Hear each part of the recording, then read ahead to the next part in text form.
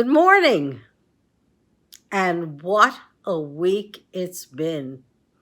The Dow has been on a roller coaster all week, and today is making incredible gains when I looked around 11 o'clock. Sustainable? I'm not so sure, but then again, I'm one of those optimists who don't think there's going to be a recession either. And I know that the Fed can control that. They've done it before. They don't have to learn from bad history and give us another recession. If we were smart, we would be looking at still the Where the Families Act and giving people the child care, the transportation, the pre-K that they need and absolutely have to have at this point in time. They'd also be looking to reduce the subsidies on oil because those gas prices, taxes, well, in some instances it may be 50 cents. So that's significant. But if you got to drive to work and you're barely making the cost of gas, where does that leave you? I remember before the gas crisis, when I left business in 2013, it was costing my men then about $100 a tank to gas up to come to New York City. So think of it, those were lower gas prices in 2013, and labor could not afford not being remote then. So these are tough times for labor. And speaking about that, on my live broadcasts, I've been going through on Thursday mornings at 12:30 our labor laws. People have asked me, how do we get to this state in our labor laws? How is it that people don't have protections? How is it that Amazon could have a 6.6 accident rate in their warehouses and not have usurious costs attached to their liability policies and their OSHA ratings? I don't understand what happened to the lack of enforcement by OSHA.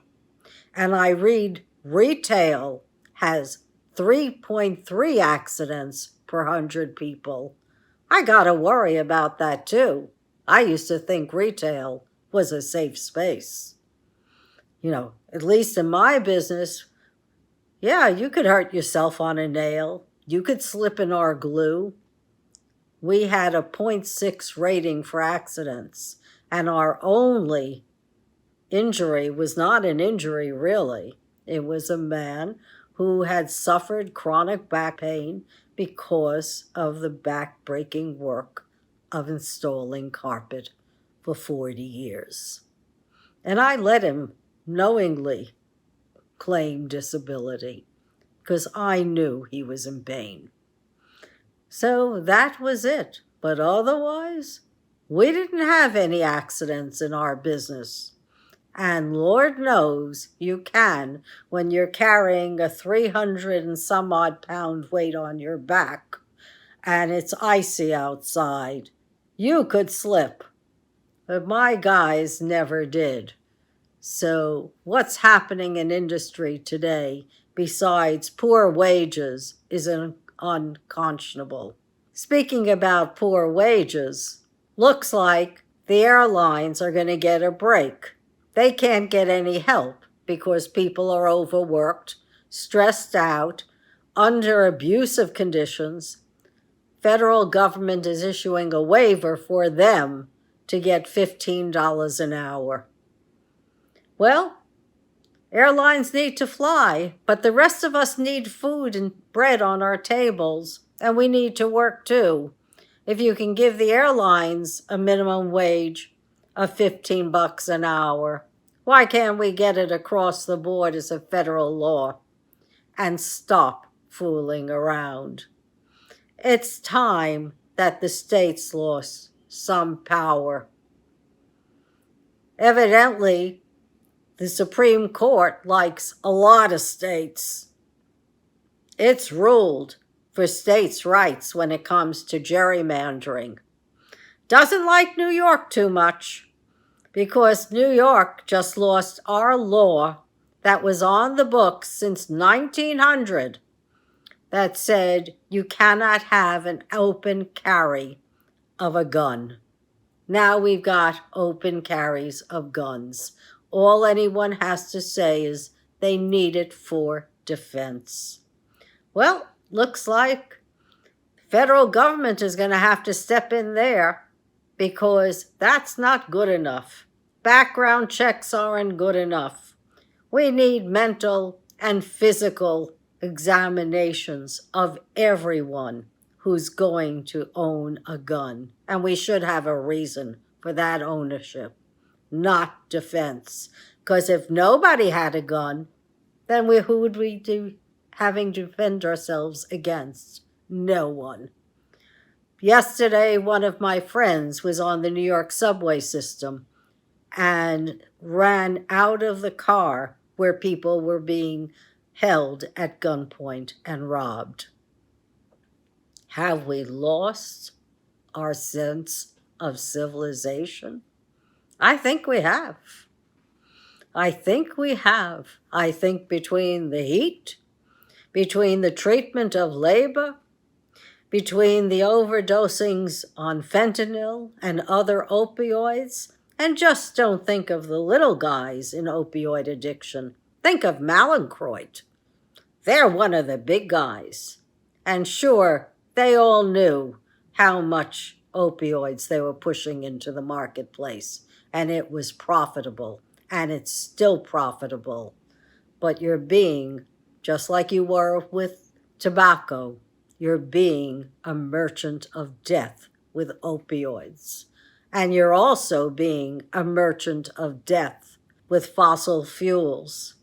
The entire globe is being swept up in heat waves. The poles are heating up. Regions near the Arctic are feeling temperatures and measuring temperatures that are in the hundreds. The Arctic poles are disintegrating. What in the world do you think will happen to us? You think we're going to survive when everyone is hot, when cattle are dying, when crops are going not to be able to be picked and they'll be dying too, and we'll have loss of water? Wake up, everyone. We've got crises galore and more crises. This is not a time for do-nothingism or culture wars. This is a time to say, hey, it's a pivotal moment in our society and we have to do something about it.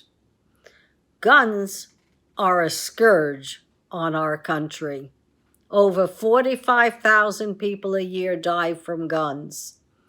We really need to have more liability and registration of guns, just like you have for boats, cars, trains, airplanes, businesses, and homes. Guns kill.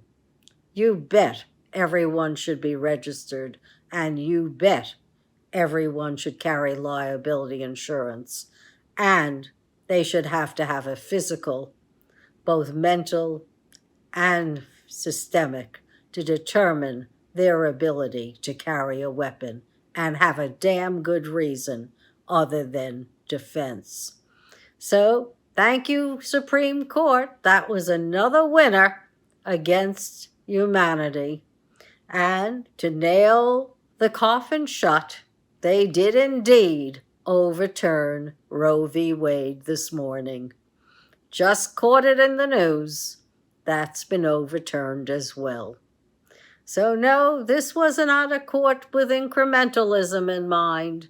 This was a court that set out to do what it was going to do, which was good Catholics overturning Roe v. Wade, even though most Catholics don't support it. And 70 to 80% of the country are against overturning Roe v. Wade. Maybe this time in 2022, it'll be different. That we, the people, will be so upset with one law or another that has been taken away from us and left us vulnerable to vigilantes and others who are unstable in this world who carry guns, that maybe, just maybe, we'll realize that our democracy and our very lives are under assault, and we need to change it. I think everyone's gone a step too far. Corporate power has to be descendant and labor power has to be up, just like it was. And I believe in people and in labor, and I think that that's what's going to happen. Can also tell you the war in Ukraine is still going on, and the consequences are global. You're going to have people dying of famine in Africa and Asia. Sure, we're trying to get the grain out, and as soon as we try to do it over land, Russia is now looking to mine Odessa and other ports. So Ukrainians may know where their mines are. They don't know where the Russians are. So it's a tricky business to try to feed the world's people. And that one country can hold the world hostage, that's got to change too. We need world courts that stop despots before they start, just like we need a world body that stops pandemics before they start, and also gets serious by putting all of our collective heads together to stop the climate heating up like it is. When you've got 2/3 to 3/4 of the world uninhabitable by heat, you gotta say it's a global problem. No longer matters what the denial is. You didn't have the industrialization 150 years ago like you have today. It's a no-brainer. Our way of life is contributing to our demise. There's only one way out, folks. You gotta vote for it in this country. You gotta vote for a better way of life. You gotta vote for what you think is important. And with those labor laws, I'm discovering it's not just the federal government. Thanks to a lot of conservative legislators way back in 1947 and 59, they came up with the Taft-Hartley law and the Landlum-Griffin law, and that made it easy for the states to override the unions. And since the states are getting the money from state corporations, don't you think they're voting on the corporate behalf and they're disrespecting labor by not giving them the raises and the benefits and the protections that they need to survive? So don't look up to the federal government for your errors and your misery. Look to your state and your state legislator. Those are the guys who are controlling your life and your lifestyle. When I say 2022, vote as if your life depends upon it. It's true. Your life does depend upon it. Your wages, whether or not you have food on the table, whether or not you have water in your sink, whether or not you have good schooling, it all depends upon the legislators in your state. We're all in this together, people. Everyone's connected. Do what's right for yourself and do what's right for your community. I know we will. So God bless you and have a wonderful day. I know we'll all be mindful of what's taking place in our world because it hurts to have to now try new ways of living and new ways of living well, despite the state's rights and what the Supreme Court has done to degrade us even further. Thank you. God bless you, and goodbye.